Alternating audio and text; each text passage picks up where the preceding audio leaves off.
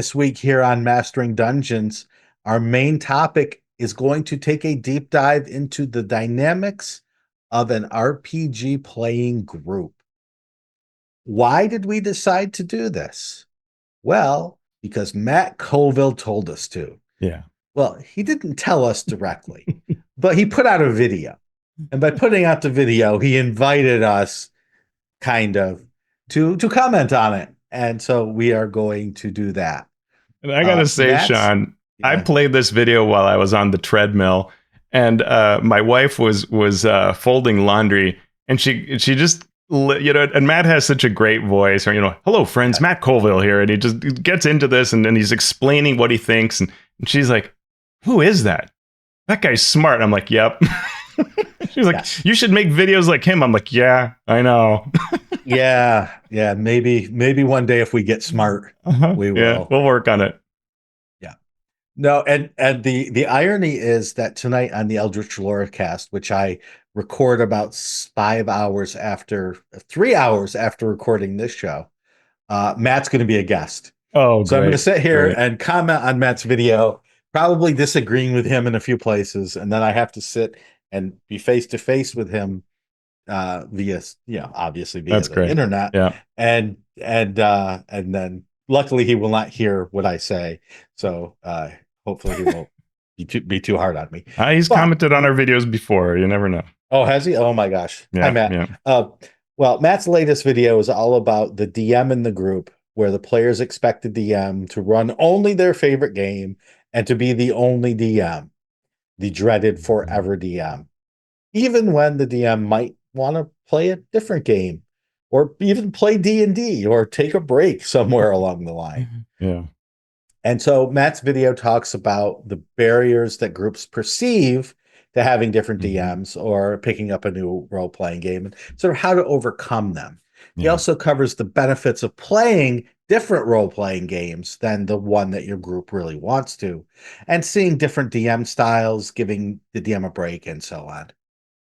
Yeah, and he has some nice, nostalgic views that at least I don't know if this was for you, but really registered with me, right? He talks about starting and he's playing D&D and having a blast, and then his friends, somebody sees Shadowrun at a gaming store and they're like, "Let's buy that." And you bring it home and you just dive into Shadowrun forever. It feels like forever, right? For like the next year or something, it's just all Shadowrun. And he has a hilarious comment about how great the cover is and how the concepts are so great, and then the rules. And he Mhm. talks about this idea that you can play a game where he calls them, janky rules, but just the idea that the rules may not be the best, and you still played forever, right? And that is very true for me. Like I feel like we played a lot of games in our group that were not great systems, and I don't know that we even cared that much. Like we were just having fun, and it's hard to think. And both these things, how much of that was the era of like bored at the gaming store, right? With nothing else to do. Yeah. Being in college with a bunch of friends. How much of it was, well, D&D wasn't that well written anyway, so who cares if this other game isn't easy to follow or well written either, right? Like, I don't know. Mhm. Yeah. I mean, my growing up, I was very fortunate to have several players who were also game masters, Hmm. especially for D&D. So, I started as a player playing under two very, very great DMs. Then I got the chance to DM and they enjoyed the games I ran. So we would rotate.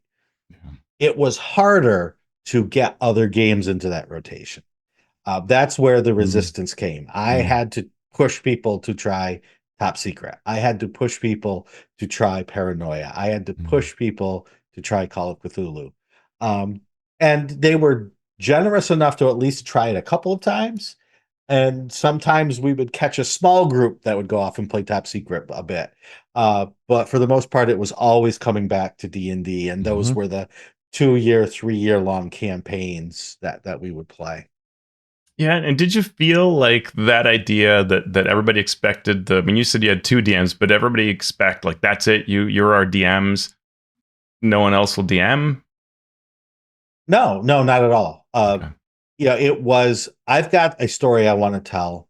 I've got this new adventure. I got Hmm. this new mini Yeah. that I want to show off. So let me be the DM. And I mean, campaigns, we would play once a week, and our campaigns would go for a year at least, if not more. Yeah. But then other people wanted to step up. So we had a bunch of folks who had stories to tell. And so they waited their turn. But when it was time, when the other person Yeah. flagged, Yeah. right? Or when the story sort of ran its course, it was, oh, I'm ready. Can I DM now? Awesome. Yeah. Yeah. Yeah. I felt, I think most of my life, I have encountered people who wanted to DM, and it's always interesting to me to hear stories from folks like as Matt was sharing that don't have that. And he meets, he talks about meeting people all the time who say like, "Oh, I have to DM," and I've actually heard the forever DM um, phrase more as an idea of I choose to always DM Yes. rather than I am forced to. Um, and yeah, and I think over time, I've ended up more and more with groups that are all DM. So like my current Mhm. people that I run for, every single player is a DM, every Yes. single one, and they are all kind of itching to run stuff too, which is why it's so easy, as you know, to be like Blade Runner, Alien, One Ring, Deadlands, whatever. We keep switching in between, and everybody's excited to run stuff because we have so many DMs, and those DMs have happened to, and it's a good question, how have happened to enjoy new things and learning from new things, which makes it awesome for me. Yeah. The group I'm with now, several of them probably would be fine DMs, but they just don't have the The energy. desire, Yeah, they don't okay. have the time. They don't have that. Yeah, that thing that just pushes you to, yes, I'm going to be the one that leads it. A couple of them are, yeah, will DM every once in a while and like it, but sort of run out of energy about it. Sure. But I enjoy playing as much as I enjoy DMing. Hmm. So I'm happy when someone will step forward. But Me it too. usually goes, I will DM like one or two campaigns, so like a year and a half, and then someone else will step up, and it may last a long time. It may last a Three month or two, months. Yeah, and yeah. then it's like, well, next, Sure. So, and they willing to try other games, absolutely, but long term, many of them, they like the comfort of D&D. They Mhm. want to try the new build, right? They want to play this funny character. They want this Yeah. campaign to have this sort of feel. So, yeah, that's what they're pushing for.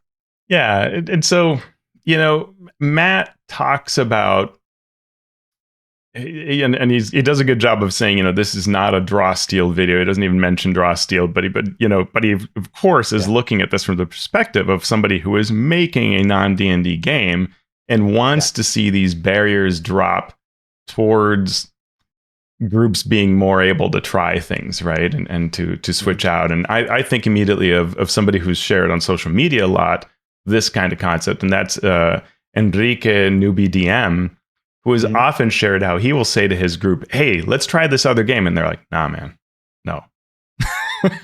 Yeah. Yeah. Every time he tries, they just say, "No, you're the DM and you're running D&D for us." And so really, it's exactly that scenario that Matt describes. Yeah.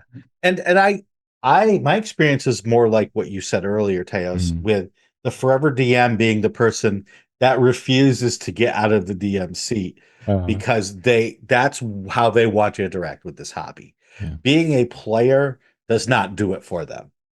They need to do, for whatever reason, personality wise, creativity wise, they want to be the center yeah, and need to, and that's okay too, right? It's yeah. just Matt tells a funny story about LAN parties back in the day when you had to kind of, wire your computers together to play a game like Doom or Quake or something yeah, like that.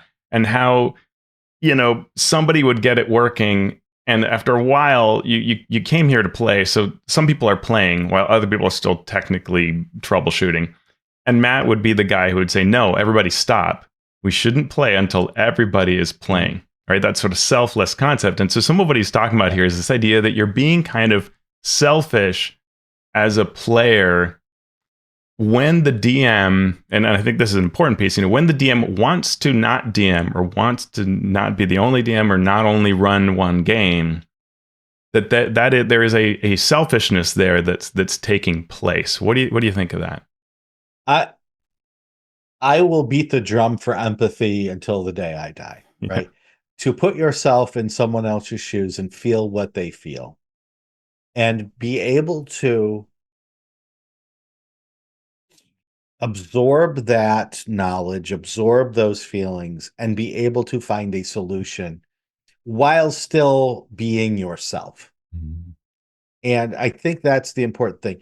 Selfishness, I don't want to say like greed is good because that's right. Now we're in Wall Street territory. Uh, But being able to understand yourself, understand what you want, understand how to get that while still giving everyone else what they need as well, and where you need to make those adjustments, where you need to make those sacrifices. So, absolutely, I understand that once a week, once a month, fortnightly, however long, many times, somebody wants to leave their rough job, their rough home life, whatever, to go out and do something different and just get away and get what you want out of this experience. And being told, well, sorry, you need to make sacrifices on this thing that is supposed to be for fun yeah. when you're making sacrifices in every other aspect of your life. I can understand why people Mm. will be like, no, I don't want to, right? I Right. want this experience. And Yeah. so I feel for people who are selfish uh, in that way because I Yeah. understand, but I also obviously, right, if you're only thinking about yourself and never thinking about what other people need, then you are not being a considerate human being. Yeah. Yeah. And I think, you one can say that if you are the kind of person who's just like, I never want to DM, it Mhm. either, it scares me to the point where none of it seems like a thing I want to do, even if I could do well. I don't want to be the person that does this. Mhm. Um, well, yeah, then you shouldn't, right? And that's fine. But there's still other things you can do to be an awesome player at this DM's table, right? There's that difference between what your desires are and the understanding of everything else that's going on at the table. What makes a campaign drag or feel like it's gone on too long, right? Being aware of that and what your part can be in it. And those are hard things, right? Like that requires a lot of empathy and I think emotional intelligence, but it's important because you're a part of this group. You are Yeah. one of the people that's making this work. It's not just the DM. And so if you see that this is kind of going long, it's good to reach out to the DM and to the other players and say, Mhm. hey, how are we doing in this campaign? What do we want to do? Yeah. Doesn't mean you have to, you can do a lot without being the person who volunteers to be the DM, including things like, do you want to switch things up for a bit? Right. Mhm. Or play even board games, right? Matt makes the funny concept of imagine if you just played only one board game your whole life, right? Like, so why are we playing just D&D our whole lives? But maybe that's a thing, right? To just do a board game every now and then and Mhm. switch things up, right? Yeah. And there are so many different social contracts in this. There are so many different ways that groups interact. Right. But you want to hope that everyone who's participating, DMs, game masters, people that just come to watch, are getting something out of it, are getting a good from this, and it's not just a negative experience. So Mhm. if you're the DM and you have to prep for 5 hours and you have to spend money printing whatever and you have to do all of these things, you hope that there is a good coming back to you in terms of feeling, in terms of expressing Yeah. yourself, in terms of creativity, in terms of right. You're getting whatever it is Yeah. that psychologically, physically, emotionally you're getting out of it. Yeah. And, and, And and, when and that stops, yeah. that's when you see people canceling. That's when you see people right questioning why they're doing this. Yeah. Like my friend Dickie gifted me this once, which is a Ah, skull full of yeah. dice. And it's just one of those things that every now and then, and this is not a call for gifts, but every Yeah. now and then when someone lets you know that what you do matters to them, Yeah. you know, you as DM hold that, and it's fuel for your fire, right? It just it Mhm. keeps you going. But also thinking about, you know, in the current campaign, sort of what does make the job harder, and can Mhm. you be a part of the solution towards that, right? Um, Right. like if we hear all the time about the DM who's dealing with all my players are, or several of my players are just huge optimizers and just blowing everything away, right? Mhm. We can have that thought process to go, you know, this may not be the most fun. What could Right. we do to change up this dynamic a bit? Or our DM Mhm. keeps dropping all these, you know, NPCs that they clearly would like us to talk to, and we murder them. Mhm. So maybe, you know, because you're that's work, that's friction, and so acknowledging those kinds of things makes you a better player, makes your group better, Mhm. um, in a lot of ways. Yeah. And so convention play is something that I always Mm-hmm. comes up in my mind because as much as I've run home games and campaigns over the years, I've also run a lot of convention games. And so that dynamic is totally different, right? Because now a player may be paying money to have Yeah. this experience, not just Mm-hmm. the hotel room and the badge cost and the event cost and the time cost. So there's this well-intentioned, the customer is always right mentality. Yeah. That is true to a point, but when that player looks at me like I'm paying to be here, so give me the experience I want. There's also five other people at the table who have paid just like you, Yeah. who may have a different experience that they want.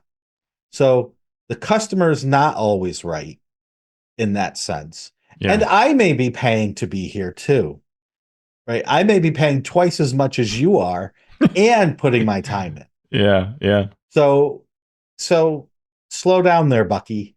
Uh, Yeah. let's look at this contract here again. Yeah, it's interesting to look at players and how they handle the part where they will say, "What is everybody bringing to the table? What Mhm. characters do we have Mhm. at a convention game?" And you know, a lot of times you'll end up with like there's a lot of support or there's no support. Right, it's a really important axis, Right. and being willing to do what's needed, right? Like we need a tank or we need a damage dealer, someone who's just going Mhm. to go into danger. And your character might not be super appropriate for it, but you know, someone should step up and do it. And it makes Mhm. such a difference when you volunteer and do that. Or there are a lot of damage dealers, so you're going to be more supportish and let Mhm. them just go do their thing, right? Yeah. Let them take the big obvious villains. And you're going to go attack the side dudes because you know it's just going to gum up the works to do it otherwise, and they'll be mad Mhm. that they're not shining because it's all about their DPS, you know, and all that. Yeah. And seeing Yeah. those things, it's a high level of play, right? Like it's sort of mastery Yeah. of the game level things. I do think it's not immediately intuitive when you start playing or when you're younger, but I think as you get older, as you get more experience, if you want to level up as a player, these are topics you want to take on. Yeah. And a lot of questions came out of Matt's video for Yeah. us personally. So we wanted to sort of dig into those questions. The first one being, how can you be an awesome player, Mm-hmm. both for yourself and for other players and for your DM?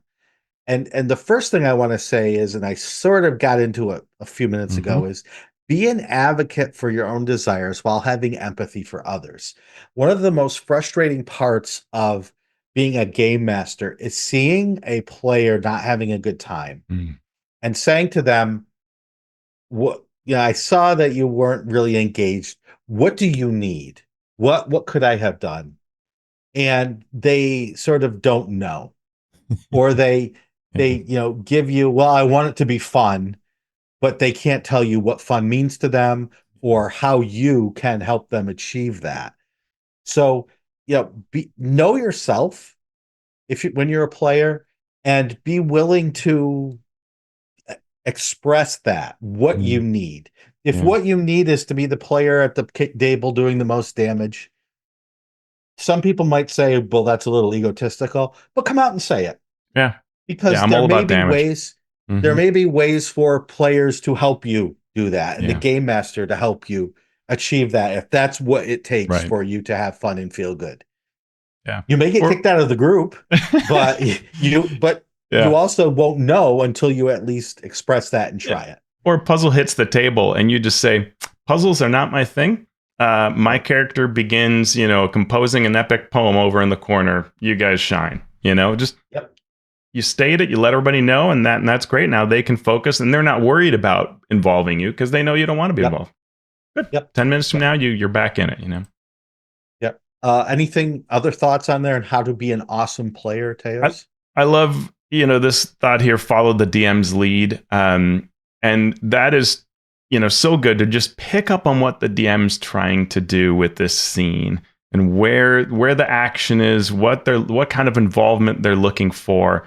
And that if you're not looking for it, you can express that in some way, but do it intelligently. You can even talk to them about these kinds of scenes if they keep coming up.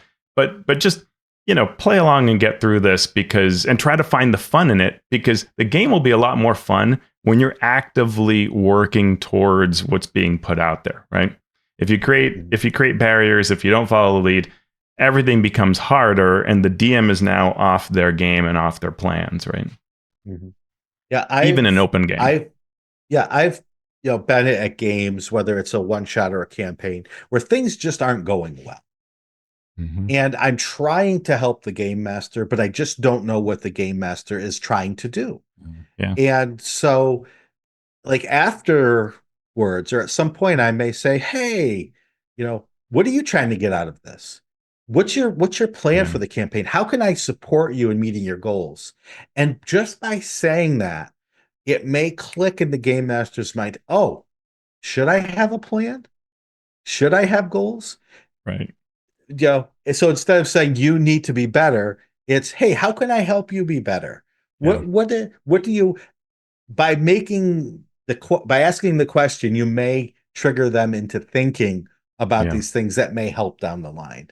Absolutely. Absolutely. I like this question we have here of how do you create PCs that play well with others in the DM? And we talked a little about it too. Like, what does the party need? What's your role so that it works well with the rest? But a big part of this is things like when you have party goals, how your character intersects towards that.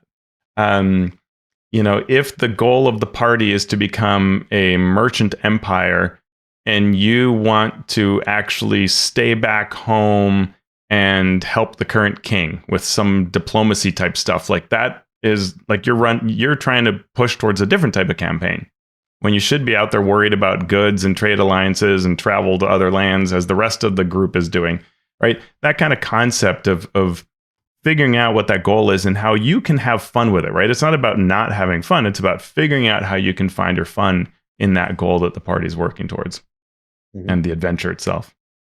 One of the first things I encourage groups to do, and the group that I play with now embraces this wholeheartedly, almost to a fault, is come up with a theme for your group. Mm-hmm. Come together. You know each other when you start. What is that group theme? Whether it's Lucky Ruby Nutsack's Traveling Circus, or the Monastery of the Stout Half Pint, or the Horde, right? The Barbarian Horde. How whatever you're doing, do it together. Come up with it together. You can mess around with the species and the backgrounds and all of Mm-hmm. that, but all have a goal, all have a common theme, and we're all pulling in one direction when the game starts. And then I, as the game master, can jump in Yeah. and make the story tailored to your group, and then toward each character individually as it comes up. Yeah, and similarly with that backstory thing, I think the Critical Role Daggerheart game had some nice concepts around this, but that idea of, don't make your backstory be a weird island that connects to nothing, Yeah. and that becomes really difficult to ever understand. Well, it's all about the Pirate King. We're in a landlocked area that has nothing to do with pirates, right? Like, just that's Right. You've created a backstory that's really hard to work with.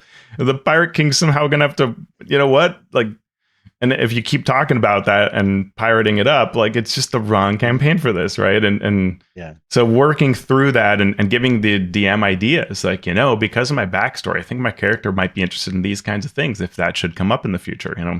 That's great. That gives a lot to work off of. Yep. The another question that came up was, how do you get players to DM?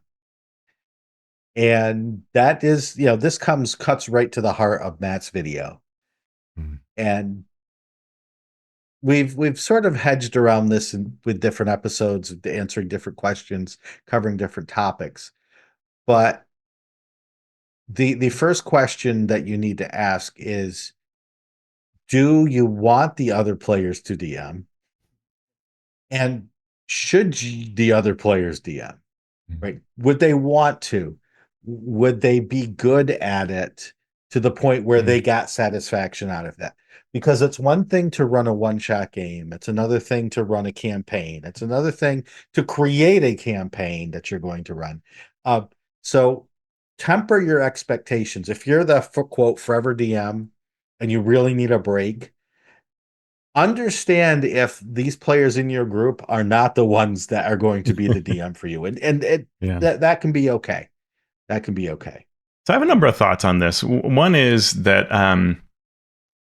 a big intimidating part is when the one DM is like super into it, has all the tools, all the stuff, Yep. all the years of experience. Then taking over DM seems just like that's a quality drop. We can't even pretend otherwise, right? So why should I even bother when it's so obvious I will be inferior to you, the DM that runs all the time? And I think that's where it's really important to remember a DM whose main skill is breathes and DMs is better than no DM at all. like all DMs are almost all are like, a gift from heaven that is to be cherished. And most players feel that way. Like it's not a high bar. And remembering this is critical. Yeah. Right? Yeah. Like Yeah, absolutely. And so the first step for me is to, as you DM, model the behavior that will help others DM. Show that it's easy, right? Even if you are God's gift to dungeon masters and you blow away every dungeon master who's ever dungeon mastered it before, right? Say, oh yeah, this is so fun because of this. Yeah. I love doing this because of that. Yeah. And make it easily digestible, small things. So if you show that there is no magic spell that you're casting to do this, you're just working through a process break down the magic. anyone can work through. Yep. Show the trick. Yeah, Show the secret. Another good technique when you're trying to sort of get some people to take it on is go back to those backstories and say like, okay, this person that cared a lot about figuring out what's going on with the kingdom that they descended from or whatever. Hey, would you be interested in running one session that sets this up for the players? Because that way you'll get develop a lot of the story that you're looking for. And then I can do the next part of that. But you kind of set it up with the people who are there. It can just be like a couple fights or whatever. Doesn't have to be fun, doesn't have to be perfection or anything, but just you draw that in because you sort of have a thought of where this is going mentally. Another is when you're looking for people to run games, and Matt talks about this. It's something I've talked about as well. Like remembering that you do not have to run a game perfectly to have fun with it. You don't have to understand the rules. Like I ran Deadlands, I don't know, 4 sessions where we laughed about how none of us know what the rules are. And then I finally was like, okay, I gotta get past this, and I'm gonna write myself a cheat sheet of these theoretically very easy to follow rules so that I really can run it. And then I even made a copy of that for my players so the players would have an easier time. So we really start knowing these rules. But you really just don't even need to know the rules to run a game. The basics of it, some quick guide or whatever. There's so many ways, and I've got a whole video on this, but just like, download the quick version, free version of an RPG, which usually comes with an adventure and pre-gens, and just run that. And you can get a player at your table who wants to maybe try DMing.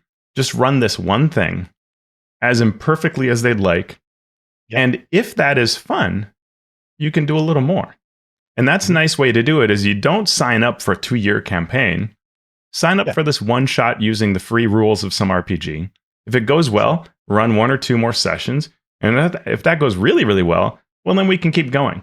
But we don't have to sign up for this, giant investment up front. Yeah. And I would even start smaller than that. I would start with, oh, here's a big piece of box text in this adventure. Hey, Jill, could you read this for me? Mm.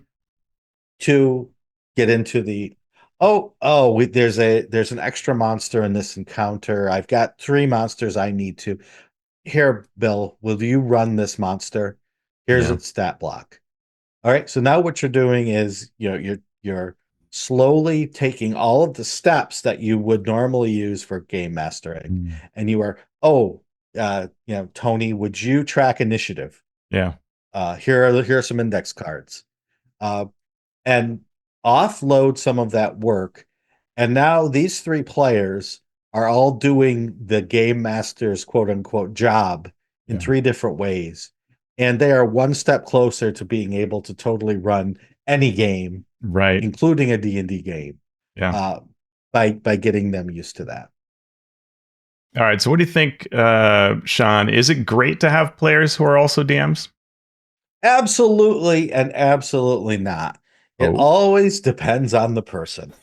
So the obvious answer is absolutely it's great to have players who are also DMs, unless they're not. So let's talk about first why it's not. My wife is a teacher of 30 years. And if you ask her, who are the worst students in the world, she will tell you teachers. Teachers are the worst students in the world because they already have this idea of how things should be. And so when they are sent to an in-service or a learning opportunity, they will nitpick everything the instructor does. They will sit in the audience or sit at their desks and do the exact thing that they hate their students doing. And there is a risk of that when you DM for people who are also DMs, because they have their ways of doing things, they have their quirks, and if you do it differently, some people are, I'm going to learn from that. But there are a select few who just, you ran that all wrong. You keep track of that wrong. You that's not the rule, right? Exactly. So yeah, let's not make it all flowers and sunshine, right? Having fair. DMs as players may not be perfect. Yeah, I didn't think of this. I would have just said, yeah, it's great. But it's true. And I think especially the younger we are, we would sometimes take turns DMing. And we did kind of do that to each other where we would get in the way of the other GM because we couldn't help but want to say what we would do. But that's an immaturity, right? And I think you want to, if you care about your group, you want to work through improving on those angles. And assuming that people are coming at it with maturity, with empathy, that's too big an assumption, but I'd like to think not. Then it's okay. It's okay. Yeah. Yes. All right. So why is it great? Agree. Let's go to why it's great. Yeah. So it's great, obviously, because of the exchange ideas, the exchange of processes. It's why you and I are the DMs we are today, right? Yeah. Because our first experiences are going out to conventions and watching, if we play 7 slots over a weekend, watching 7 different DMs run things 7 different ways and have 7 different processes and 7 different sets of tricks. And we are stealing the best of those and using those ourselves. So that's why it's great to have DMs who are players and players who are DMs, because we are passing on this accumulated knowledge to each other. Yeah. Yeah. And I think a big thing, when you become better at running NPCs, you become better at running PCs. The converse isn't necessarily true. It can be. But understanding, because an NPC fits into the world and creates opportunities, right? And so the more that you're able to do that, when you're then on the player side of things, you become better at doing that as well. Even though your PC is a PC and not a PC, you know how to be selfless with it and serve the purpose better, I think, Mhm. which is a real key thing. That's one of the things that I love about the player group that I have now is they get that there's these story angles and whatever. They're interested in it. They want to see how it's all going to play out, but they also have a lot of fun with their characters sort of serving the purpose, and I think that creates a really fun play dynamic. Yeah. Another reason for me is so I can focus on one particular genre, concept, type of Mm. story, game, even, and I can know that I'm not going to even touch on like dramatic romance. Mm-hmm. This is going to be a horror game, and I'm not, no PC romance, nothing to do with that, because I know that the next game master who steps up, that's Mm-hmm. their jam. Yeah. And so we can really dig into this. I don't have to sprinkle in these other things. Uh, that's going to be handled in the next game. Not to get to April Fools, but now I'm just imagining Romance Jam product. There you go. Yeah, the creativity factor is a huge boon, right? Like the Mhm. idea that someone will bring, and Matt kind of talks about this a little differently than I would have. He says that when somebody runs an RPG, like say, I don't know, Sue runs D&D, she will do so differently than I would run D&D because this is Sue's style. And that's probably somewhat true. It probably is totally true, but I tend to think more that the DM will dive into that particular RPG plus their style. And that makes a really unique combo that you learn from because you're learning everything the new RPG teaches you Mhm. plus how they worked off of those new concepts. And that I find is just amazing. Like seeing how somebody does, say, a completely, like the first time you see like the Bolsonaro popcorn initiative, Mhm. where, everybody chooses who goes next, or somebody runs side initiative, or a game that has no initiative, right? Like those Mhm. are things, and how those people who love that kind of game or who Mhm. at least invested some time into it do so is so educational to you. Um, yeah, that's to me my favorite thing of having a bunch of DMs who will take turns running things is just seeing all these new systems done in Mhm. different ways. And where I'll say I feel differently than maybe what Matt would say is, and then I feel like we are all poaching pieces of that, and they become part of our Mhm. styles, no matter what game we're running, but especially with those games, right? Or those kinds of games. Yeah. One of the greatest days in my teaching is when we start hitting the sort of more complex role playing games. Mm. And to see the D&D players' faces when I start describing fate Mm-hmm. and how you build a fate character and how that character building leads directly into the system of creating an advantage and using fate points and creating boosts, which allow free invocations instead of having to use a fate point. And then you can really build up, and seeing the light go on of, Mm. I never realized that role-playing games could be like this. Yeah. And I've wished in my D&D game that there was a way to do this, but Mm-hmm. I never could find it. And now here is a game that does it. Yeah. I cannot believe this. And just like it's usually one or two kids a semester who I see the light go on and like, oh my gosh. I'm like, yeah, Yeah. this is Something this like is the stuff. Fiasco, right? Fiasco, Yeah, so the way it hands to you this decision of like, hey, do you want to start your story and be yeah, sure that you'll own that part of it? Or do you want to yeah, end the scene and be sure that you control the ending? But the yeah, other players will do the other part of it. yeah, yeah, That is such a, oh, this is my personal story, but I'm not the yeah, only one crafting it. And I can choose yeah, one or the other. And I will generate points that will lead to surprises later based on this yeah, choice I'm making. yep, Right. But that is something you can actually do in any game, right? If you right, find right. the way towards it.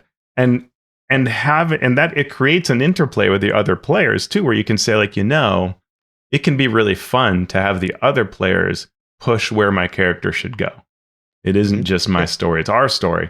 That's just yeah, fantastic stuff. yeah. And one other reason why it's great to have DMs as players is the opposite of the teacher problem, as I call Mm. it, teachers and students, and it's DMs have had bad players. Maybe Mhm. you are the bad player that they've had. And so they know, okay, I hate it when a player does this. So I am not going to do this. I am going to try to be the one who's supportive, to be the Yeah. one who helps rather than hinders. Uh, so oftentimes, if like, especially at convention games, when I'm running a group and two or three DMs get released from running whatever game they were supposed to, and they Yeah. join the table, I know that the three players who maybe new or maybe don't have the experience are likely going to be well served by having those other DMs there Yeah. who can help them along, help me help them along, and it becomes a nice group dynamic of teaching and playing and creating in that sort of milieu. Totally. Totally. Love it, Shawn. Well, I want to say thanks to Matt Colville for making that video because it was really a great thought provoking piece. I found myself like I literally had to stop the treadmill and write down some notes and then went back to walking more. So yeah, huge and it's such an interesting topic. Yeah. Who I do have in my head are all of our listeners. I think about them all the time as we're recording, thinking, why the hell are they listening to us? But they do. And some of those people even go to our Patreon at patreon.com/mastering D&D and they support us. And you could do that too. You could become a Master of Dungeons supporters, and we are very, very grateful for those people. You could become a Master of Realm supporters who are listed here in our show notes, or you could become the ultimate, the Master of the Multiverse patron, who gets a shout out right now, starting with the end. Zawalt Winfrey, Zach Tights, Chris Webster, Javier Waziak, Jason Ward from Accidental Cyclops Games, Graham Ward, James Walton, Marcelo de Velasquez, The Valiant DM, Joe Tyler, Therese, Jeremy Talaman from the D&D and TV podcast, Talos the Stormlord, Josh and Lee Wanika of the Tabletop Journeys podcast, Spark from Dunor Games, Tim Smith, Krishna Samosa, Andy Shockney, Chance Russo at Drago Russo, Runner Rick, Ozymandias Rex, Pugnus, Vladimir Prunner from Croatia, Robert Pasley, Ricardo Who Might Adventure, Post Fiction RPG Audio, Frog Prince at Tentacles Squelching Wetly, Philip and Lindsay, Phil Wirt from the Philadelphia Area Gaming Expo, DT Norris of DT and Dragons, Tom Nelson from the Deck of Player Safety, Falcon Neal, Sean Molly, Mighty Zeus, John Mickey, Trey McLemore, Anna B. Meyer of Fantasy Cartography, Eric Mengi, The Mathemagician, Paul Mata, Chad Lench, Jim Klingler, Brian King, JR of the Twilight Perspective, The Mighty Jerd, Mark and Mary's Gaming Compound, Hyperlexic, Sean Hurst, Ben Heisler and Paige Laitman, William Harshman of Runeforged Tabletop Gaming, Scott Fitzgerald Gray at Insane Angel Studios, James Fisher, Andy Edmonds at nerdronomicon.com, Will Doyle, Evan at Nimbleco, Evil John, Dad Inertia DM, Robo Ballon, Calvin Bridges Avalos, Merrick Blackman, Steve Bissonette, Dave Bastiensen, Craig Bailey, Louis Anders of Lazy Wolf Studios, Keith Ammon of The Monsters Know What They're Doing, and Agile Monk of Fantasy Companion Workshops. Thank you so much for your support. Again, you can go to patreon.com/mastering D&D to join us, join our Patreon, come to our Discord and talk to some amazing folks. If you can't help us that way, no problem, but you could leave us a review wherever you listen to your podcasts to give us a thumbs up or subscribe on our YouTube channel, and that would be helpful as well. Teos, you've been busy doing monster stuff. What you up to, and where can people find it? Yes, indeed. I just published my version of the 2014 DMG, how it actually like told us how to make a monster. I have built that version of it, and you can find it on alphastream.org, and there's a link there to a video that also walks you through it so you can get everything you need to know to create as official as possible a monster. So yeah, it's been keeping me busy. Shawn, where do we find you? You can find me on all the socials at Sean Merwin. Uh, yeah, all the places, and also mastering D&D on those same socials. So we have given the news and we have given people advice on bringing in new DMs and new players and so on. What are we going to do now? Hmm. Well, I'm going to convince the players in my group to run that campaign called March Madness for me, where my team Mhm. always wins and never has to Yeah. go home. That's the game I really, really want to play in real Yeah, life. I'm getting on my betting app and putting all my money on Houston.